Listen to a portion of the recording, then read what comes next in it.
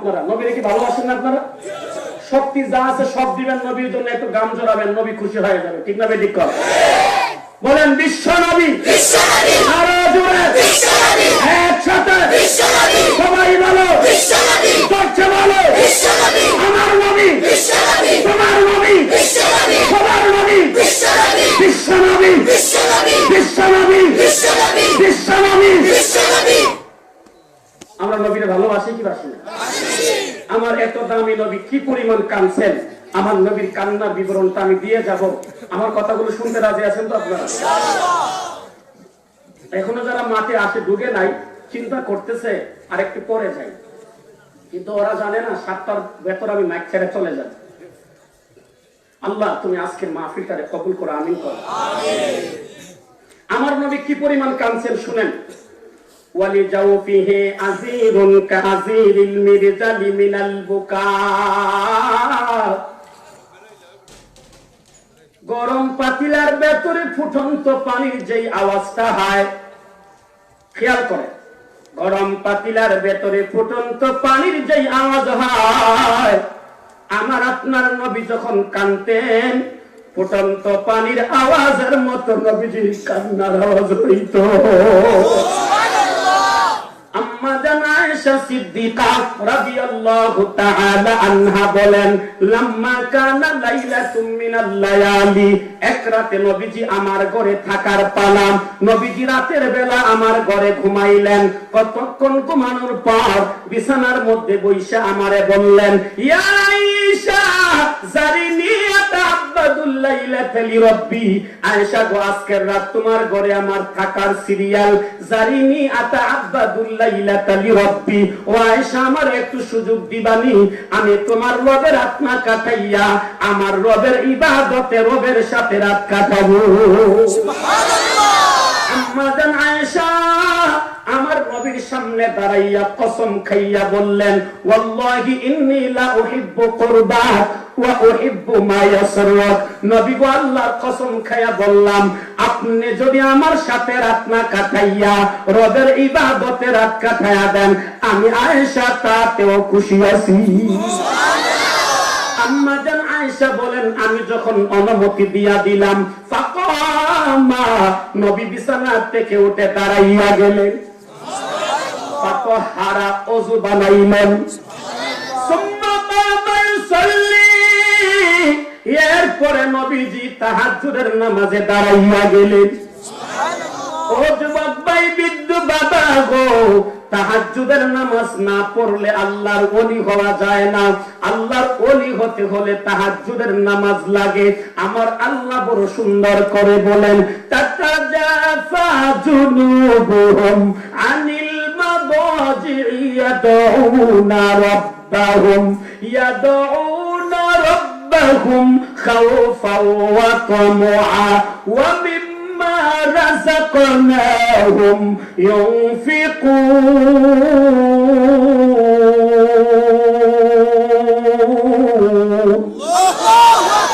আল্লাহ বলেন, আমার জমিনের ভেতরে এমন কিছু পাগল বান্দা বান্দি আছে, রাতের যখন 3 ভাগের 2 ভাগ শেষ হয়ে যায়, তাহাজ্জুদের রক্তটা হয়ে যায়, তখন তারা তাহাজ্জুদের নামাজে দাঁড়ায়া যায়, বিছানায় পিঠ লাগায়া রাখে না। ও কানাইঘাট এলাকার বাবা গো, আমার ইলম নাই, আমল নাই, ভেতরে কিচ্ছু নাই, তবে গর্ব করে বলতে পারি, মেকল হাটহাজারী 2 মাদ্রাসায় মিলে 11 বছর একটানা পড়ালেখা করেছি। এই জীবনে বহুবার আল্লামা আহমদ শফির কাছে এই হাত দিয়ে ওযুর পানি নিয়ে গেছি, আল্লামা বাবুনগরীর কাছে ওযুর পানি নিয়ে গেছি। আমার এই মাথায় আল্লামা আহমদ শফি জীবনে অনেকবার হাত রেখেছেন, আল্লামা বাবুনগরী জীবনে অনেকবার হাত রেখেছেন। ও যুবক ভাই, বৃদ্ধ বাবা গো, আমি বয়সে কারো নাতি হব, কারো ছেলে হব, কারো ভাতিজা হব। আমার মতো আপনারও ছেলে আছে, আমার মতো আপনারও ভাতিজা আছে, ভাগনা আছে। ও বাবারা, আমার দিকে একটু তাকায়া শোনেন, আজকের থেকে একটু নিয়তটা খালিস করে নিবেন। প্রতিদিন যদি না পারেন সপ্তাহে একবার, প্রতি সপ্তাহে না পারলে মাসে একবার, প্রতি মাসে না পারলে 2 মাসে একবার, 2 মাসে না পারলে 6 মাসে একবার, 6 মাসে না পারলে বছরে 365 রাতের ভেতরে একটা রাত তাহাজ্জুদের নামাজটা পড়বেন, আল্লাহর কাছে চোখের পানি ফেলে কাঁদবেন। রাজি আছেন? কে কে একটু হাত উঁচু করে দেখান। ও যুবক ভাই, বৃদ্ধ বাবা গো, আল্লাহ যদি আপনাকে তাহাজ্জুদ পড়ার সুযোগ করে দেয়, আল্লাহর কাছে তাহাজ্জুদের নামাজটা পড়া ভিখারির মতো হাত দুটা বাড়াইয়া চোখের পানিগুলো ছেড়ে দিয়া কান্না করে বলবেন, কলবে জাকের দে মুঝে আওয়ার রুনে বালি আকে দে তাকে মেরো তার হতে রে রে দো কি ওয়াসিতে। আয় আল্লাহ, আমি কায়েস্ত গ্রামের আব্দুল্লাহ, আমার বয়স 70-80 হয়ে গেছে, আমার চুলদারি গুলো সাদা হয়ে গেছে, হাত পা গুলো দুর্বল হয়ে গেছে, উঠলে বসতে পারি না, বসলে উঠতে পারি না, চোখের পাওয়ার কমে গেছে, কানের পাওয়ার কমে গেছে, দাঁতগুলো নড়াচড়া শুরু করে দিয়েছে, আমার একটা পা কবরে চলে গেছে, একটা পা দুনিয়াতে আছে। ও মালিক, আমি কায়েস্ত গ্রামের তোমার গোলাম, এই বুড়া বয়সে ঠান্ডা পানি দিয়া ওযু বানাইয়া তাহাজ্জুদের নামাজটা পড়া ভিখারির মতো হাত দুটা বাড়াইলাম। সুন্দর গাড়ি চাই না, সুন্দর বাড়ি চাই না, ও মালিক, আমি যেই সময়ে হাত বাড়াইলাম আমার গ্রামের সব মানুষ ঘুমের ঘরে, আমার বউ বাচ্চা ঘুমের ঘরে, আমি যেই সময় আপনার কাছে হাত বাড়াইলাম আকাশের উড়ন্ত পাখিরা আদার নিয়ে ঘুমের ঘরে, আমি যেই সময় আপনার কাছে হাত বাড়াইলাম, ও আল্লাহ, লাওয়ারিশ কুকুরগুলা নিরাপদে আশ্রয়ে চলে গেছে। আল্লাহ গো, আমার হাত বাড়াইতে বড় লজ্জা লাগে, গুনার কারণে আমার হাত না পাক, গুনার কারণে আমার পা না পাক, গুনার কারণে আমার শরীরটা না পাক। আমার গুনাহ যদি আমার গ্রামের মানুষ জানতো, আমার মাদ্রাসার সভাপতি বানাইতো না, মাদ্রাসার মুতাওয়াল্লি বানাইতো না, আমার গুনাহ যদি আমার গ্রামের যুবকেরা জানতো, সামনে দাঁড়াইয়া কোনোদিন সালাম দিত না। আয় আল্লাহ, আমি আকাশের মেঘমালা পরিমাণ গুনাহ করেছি, জমিনের বালিকণা পরিমাণ গুনাহ করেছি, বৃক্ষরাজির পাতা পরিমাণ গুনাহ করেছি, আমার মতো বড় গুনাহগার আমার গ্রামের ভেতরে আর কেউ নাই, আমার গ্রামের সব মানুষ ভালো, আমি হইলাম গুনাহগার। ও আল্লাহ, কদম সুয়ে বরকাত, নজর সুয়ে দুনিয়া, কেদর যা রহা হ, কেদর দেখতা হ। আমার বাবা হায়াত পাইছিল 70 বছর, আমি হায়াত পাইলেছি 65 বছর, আমার বাবার হায়াত পাইতে আর 5 বছর বাকি আছে। ও আল্লাহ, আমি এত গুনাহ করেছি, গুনাহ নিয়ে আমি কেমনে কবরে যাব? একটা সাপ যখন গর্তে ঢুকে সোজা হইয়া ঢুকে, আমি তো গুনাহগার, কেমনে কবরে গুনাহ নিয়ে ঢুকবো? আয় আল্লাহ, গুনাহ নিয়ে যদি কবরে যাই, আমার কবরে আগুনের বিছানা দেওয়া হবে, জাহান্নামের আগুনের পোশাক দেওয়া হবে, জাহান্নামের আগুনের গেট খুইলা দেওয়া হবে। আমি যদি গুনাহ নিয়ে কবরে যাই, আমার কবরের এক পাশের মাটি আর এক পাশে যাইয়া শক্ত করে আমার চাপ মাইরা ধরবে, এক পাজরের হাড়গুলো আর এক পাজরে দুইগা যাবে। আমি যদি গুনাহ নিয়ে হাসুরির ময়দানে দাঁড়াই, সূর্যের তাপে মাথার মগজ গলে গলে পড়বে। আমি যদি গুনাহ নিয়ে হাউজে কাউসারের পারে যাই, নবী আমার ঘাড় ধাক্কা দিয়ে বিদায় করে দিবে। আমি যদি গুনাহ নিয়ে মিজানের পাল্লায় যাই, গুনার কারণে মিজানের পাল্লাটাও ভারী হয়ে যাবে। আমি যদি গুনার বোঝা নিয়ে ফুলচিরাতের ব্রিজে যাই, ও আল্লাহ, ফুলচিরাতের ব্রিজটা 30,000 বছরের রাস্তা, উঠতে 10,000 বছর, নামতে 10,000 বছর, মাঝখানে সমতল 10,000 বছর। ও মালিক, ফুলচিরাতের ব্রিজে গুনাহ নিয়ে যদি যাই, আস্তে করে আমি আগুনের গর্তে পড়ে যাব, জাহান্নামের আগুন ধাউ ধাউ করে নিচে জ্বলতেছে। না না, আমি গুনাহ নিয়ে কবরে যেতে পারবো না, মিজানে ফুলচিরাতে যেতে পারবো না। ও মালিক, আপনি তাকায়া দেখেন গো, আমি মাঘ মাসের শীতে ওযু কালাম বানাইয়া দরজা বন্ধ করে দিয়েছি, জানলা বন্ধ করে দিয়েছি, বাতিটা পর্যন্ত নিভাইয়া দিছি। দুনিয়াতে এমন কোন গুনাহ নাই যেই গুনাহ আমি করি নাই। আমি সুদ খেয়েছি, ঘুষ খেয়েছি, খাদ্য বেজাল দিছি, ওজনে কম দিছি, ডেন্ডারবাজি করছি, নারীবাজি করছি, ইয়াবা খাইছি, বাবা খাইছি, ফেন্সিডিল খাইছি, এমন কোন আকাম কুকাম নাই যেই গুনাহ আমি করি নাই গো আল্লাহ। আমার সাথে প্রথম কাতারে যারা নামাজ পড়তো সব মানুষ কবরে কবরে চলে গেছে, আমার ছোটবেলার বন্ধুরা কবরে ঘুমায়া গেছে, আমার ক্ষেতের লগে যার ক্ষেত ওই ক্ষেতওয়ালা কবরে চলে গেছে, আমার ঘরের লগে যার ঘর ওই ঘরওয়ালাও কবরে চইলা গেছে। হায়াত দিছো বাইচা আছি মাওলা, আমার শরীরে কয় আগামী শীতকাল আমি পাবো না। ও ফেসবুকের আমির বাবা, আপনি যদি গভীর রাতে চোখের পানিগুলো ছেড়ে ছেড়ে আমার মাওলারে ডাকতে পারেন আর তওবা করতে পারেন, আমার আল্লাহর রহমতের দরিয়াতে জুস আইসা যাবে। আল্লাহ ডাক দিয়া বলবে, রে গোলাম আর তোর কাদা লাগবে না, আমি মাওলা তোরে মাফ করে দিয়া এই দেশের একজন ওলি বানাইয়া দিলাম। আরেকটা বার কোন আল্লাহু আকবার। আম্মা জান আয়েশার বিছানায় নবী ঘুমাইছেন, পালা বদল হিসাবে পালা ছিল ওই দিন ঘুমানোর।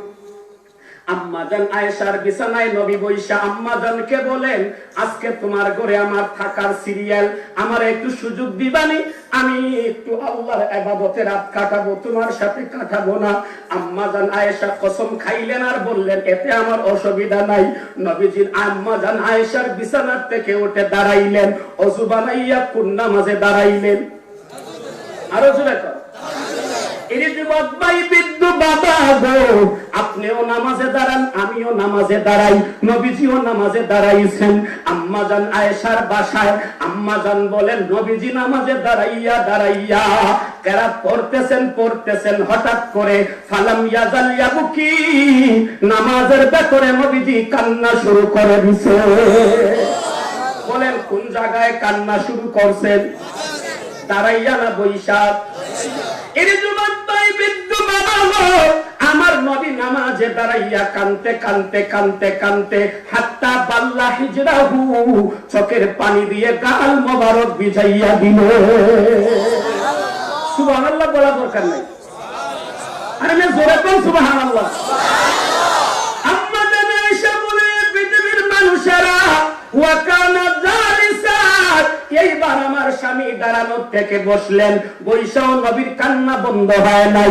ফালাম ইয়াজাল ইয়াবকি, নামাজের মধ্যে বৈশাও নবী কাঁদতেছেন কাঁদতেছেন কাঁদতেছেন, দাঁড়াইয়া কাঁদতে কাঁদতে নবী গাল মোবারক ভিজাইলেন। বৈশা কাঁদতে কাঁদতে হাত্তা বাল্লা লিহিয়াতাহু, নবীজির চোখের পানি দিয়ে নবীজি দাড়ি পর্যন্ত ভিজাইয়া দিলেন। ও যুবক ভাই, বিদ্যু বাবা গো, নবীজির গাল মোবারক ভিজা গেল, দাড়ি মোবারক ভিজা গেল, এখনো নবীজির কান্না বন্ধ হয় নাই।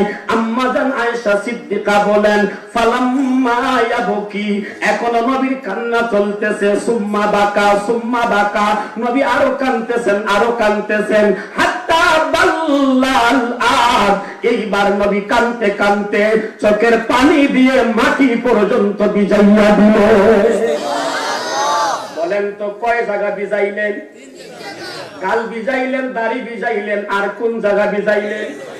আরো জোরে বলেন। ও যুবক ভাই, বৃদ্ধ বাবা গো, আমার নবী গাল মোবারক ভিজাইলেন, দাড়ি মোবারক ভিজাইলেন, মাটিও ভিজাইলেন। সুম্মা বাকা, এখনো নবীর কান্না বন্ধ হয় নাই। নবী আরো কয়, ভাই ইশারা করার জন্য কে বলছে আপনার এখানে? কি শুরু করলেন আপনারা? আম্মা জান আয়েশা সিদ্দিকা বলেন, সুম্মা বাকা, নবীর কান্না এখনো চলতেছে, কান্না বন্ধ হয় নাই। নবী গাল মোবারক ভিজাইলেন, দাড়ি মোবারক ভিজাইলেন, মাটিও ভিজাইলেন। নবী কাঁদতেছেন। এইবার ফালাম্মা রাহু ইয়াবকি ফাজা বিলাল ইউযিনুহু বিসসালাহ, নবীর মুয়াজ্জিন হযরত বেলাল আসছেন, নবীকে নামাজে জাগাইয়া নিবেন। হযরত বেলাল আয়েশা দেখতেছেন আমার নবী কাঁদতেছেন। হযরত বেলাল আমার নবীরে সহ্য করতে না পাইরা জিজ্ঞাসা করলো, ইয়া রাসূলুল্লাহ তাবকি ওয়া কাদ গুফিরাল্লাহু মা তাকাদ্দামা মিন যামবিকা ওয়া মা তাআখার, নবী গো আপনার আগের গুনাহ মাফ, আপনার পরের গুনাহ মাফ, এরপরেও কেন চোখের পানি দিয়ে গাল ভিজাইলেন, দাড়ি ভিজাইলেন, মাটি ভিজাইলেন? আমার নবী বেলালকে ডাক দিয়া বলেন, ও বেলাল, আফালা আকুনা আবদান শাকুরা, আমার আল্লাহ যে আমার আগের গুনাহ মাফ করে দিলেন, পরের গুনাহটাও মাফ করে দিলেন, আমি কি শুকরিয়া আদায় করব না?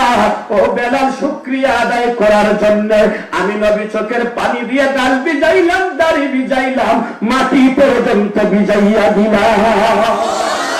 এ কানাই গাটির বাবা গো, যেই নবীর আগের গুনাহ পরের গুনাহ মাফ, ওই নবী কানতে কানতে গাল ভিজাইলেন, দাড়ি ভিজাইলেন, মাটি ভিজাইলেন। এই মাঠে যারা বসছেন কে বলতে পারবেন আমার আগের গুনাহ পরের গুনাহ মাফ?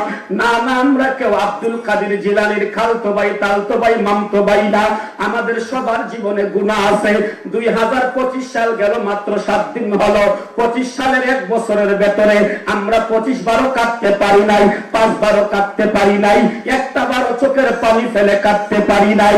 এর যুবক ভাই, বিদ্যু বাবা গো, চোখের পানি ফেলে যদি কাটতে না পারেন, ওই দিন বেশি দূরে নয়, সেই দিন মালাকুল মাউত আজরাইল সামনে দাঁড়ায়া যাবে, জঙ্গল মেরে প্রাণবায়ুটা বের করে নিয়ে যাবে, দেহটা মাটির ভেতরে পড়ে থাকবে। আপনজনরা মোবাইল ফোন করে চতুর্দিকে খবর পাঠাইয়া দিবে, আত্মীয় স্বজনেরা পাগলের মতো বাড়িতে হাজির হয়ে যাবে, মসজিদের মাইকে আমার আপনার নাম ঘোষণা হয়ে যাবে, মসজিদের কোনার পালকি বাড়িতে হাজির হয়ে যাবে, লাশটা ঘর থেকে বের করে উঠানের কোনায় নিয়ে যাওয়া হবে, তেরপাল দিয়া পর্দা টানাইয়া গায়ের নিচে কলা গাছ কাইটা দিয়া, গা থেকে দামি দামি লুঙ্গি গেঞ্জি পাঞ্জাবি খুলে ফেলে দিয়া, বড়ই পাতার গরম জল দিয়া, জনমের মতো গোসল দিয়া, 3টা সাদা কাপড়ে প্যাকেট বানাইয়া, আতর গোলাপ সুরমা দালি মাখাইয়া, বাড়ির উঠান থেকে আপনার আমার লাশটা কাঁধে উঠাইয়া ঈদগাহের মাঠে নিয়ে যাইয়া 4 তাকবীরে জানাজার নামাজটা পড়াইয়া, আপনজন ভাইদারা দুর্নাতি না কুরমিয়া আমারে আপনারে এমন এক অন্ধকার কবরে নিয়ে যাবে, যে অন্ধকার কবরে ডানেও মাটি, বামেও মাটি, সামনেও মাটি, পেছনেও মাটি, উপরে বাঁশের খাটি, এর উপরেও মাটি, নিচেও মাটি, মাটির বাড়ি, মাটির ঘর, মাটি হবে তোর বিছানা। আসতো একা, যাইবা একা, সঙ্গে কেহ যাইবে না, কিন্তু যেদিন ডাক পড়িবে তবুর মাঝে শুইতে, জবর কিছু খরচ বন্ধু তার মাঝে বিছাইতে, লক্ষ কোটি টাকা ব্যয়ে খরচ বালা খানা, হীরা মালিক মুক্তা দিয়ে পালঙ্গের সামানা, এমন জায়গায় যাইতে হবে যেই জায়গায় নাই সাথী, এমন ঘরে রইতে হবে যেই ঘরে নাই বাতি, দাদা গেছে বাবা গেছে আর তো ফিরে আসলো না, এমনি করে যাইতে হবে, বুঝে কেন মন বুঝো না।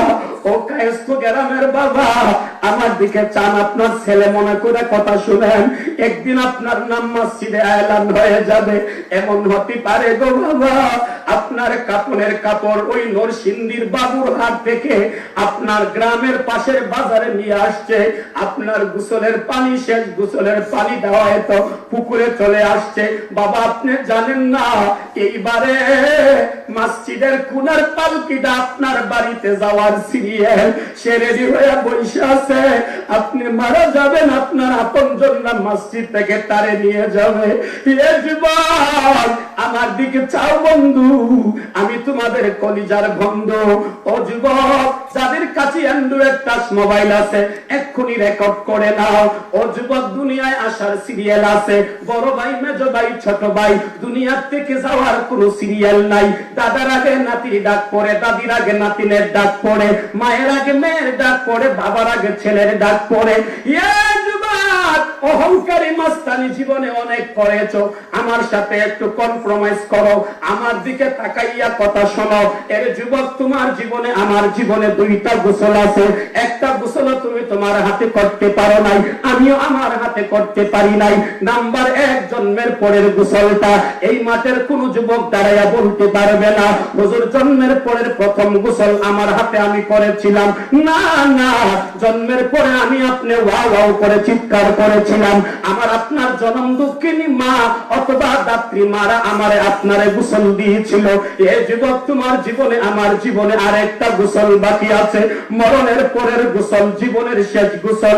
ওই গোসলটাও তুমি তোমার হাতে করতে পারবে না, আমিও আমার হাতে করতে পারবো না। তুমি আর আমি লাশ হয়ে পড়ে থাকবো, কেউ মগ আনবে, কেউ যোগ আনবে, কেউ বালতি আনবে, বড়ই পাতার গরম জল দিয়ে সবাই মিলে তোমারে আমারে গোসল দিবে। এর কায়স্থ গ্রামের যুবক, তোমার জীবনের আমার জীবনের প্রথম গোসল তোমার আমার হাতে হইল না, জীবনের শেষ গোসলটাও তোমার হাতে আমার হাতে হইল না। কিসের মাস্তানি করো, কিসের অহংকারী করো?